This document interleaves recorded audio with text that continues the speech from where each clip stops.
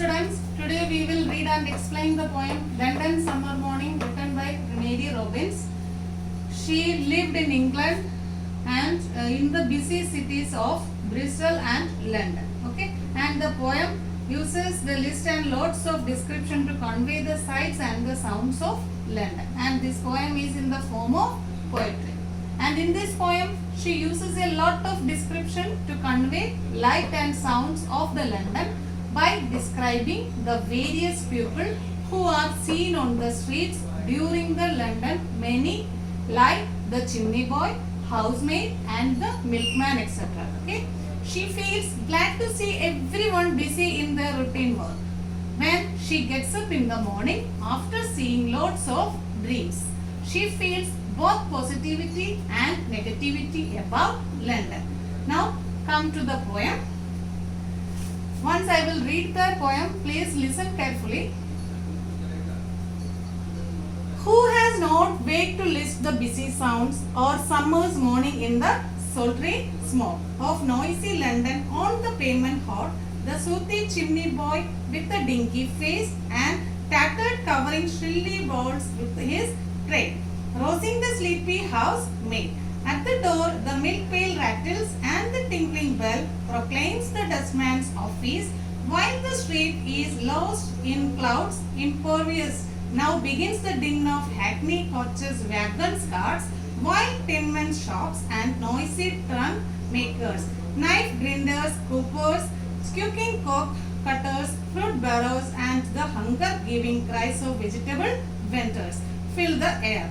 And here, the first few lines she is telling, who will not wake up the list of busy sounds like chimney boys, and the housemaid, and after that there has started the sounds of milk pail rattles, tinkling bell of proclaims whose dustman office, while the that makes the street lost in clouds impervious. Okay, again now then after it begins the din of hackney coaches, wagons, carts, and payment shops and noisy tongue makers.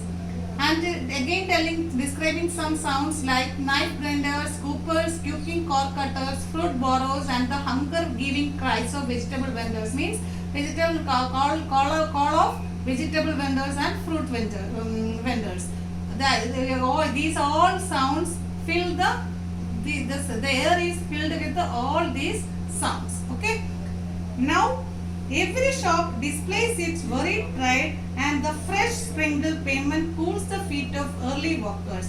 At the private door, the ruddy housemaid tolls the busy mob, annoying the smart apprentice or neat girl, tripping with the bandbox lightly. Now the sun darts burning splendor on the glittering pane. Save where the canvas awning throws a shade on the gay merchandise now spurs and trim. In shops where beauty smiles with industry, it is explaining here the poetess is explaining the beauty smiles with industry, sits and smart damsel, while the passenger peeps through the window, watching every charm. Now pastry dainties catch the eye minute of humming insects, while the limmy snare wait to enthrall them. Now the lamplighter mounts the tall ladder, limbly wonders to trim the half-filled lamps, while at his feet the pot boy earls discordant all along the laundry pavement. The old clothesman cries in town monotonous while sidelong views.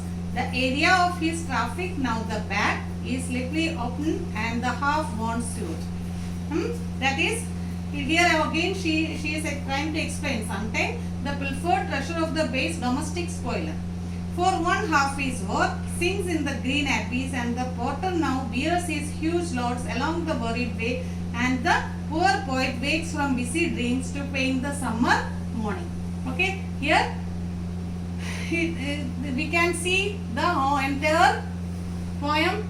She just describing the noise and sounds and lights the busy London summer morning. So the poem starts out describing the early morning London streets as cloudy and gloomy. The town is somewhat melancholic. The first character who is introduced is the dirty chimney boy. This paint an image of the hardships children went through during that era. Okay, on the pavement hot. The sooty chimney boy with a dingy face and tattered covering shrilly bawls his trade. That shows his trade.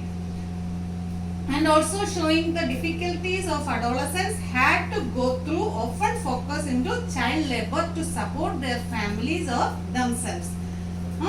The poem illustrates the avid materialism and hostile atmosphere of romantic era London. Once the sun comes out, the poem it seems as the tone gets happier and more upbeat. Now the sun darts during splendor on the glittering pane, save where the canvas awning throws shade on the gay merchandise. Now, spores and trim, that means where the beauty smiles with industry. The sun starts shining and the vibes becomes more uplifting. Merchants, craftsmen and artisans go about their daily routine.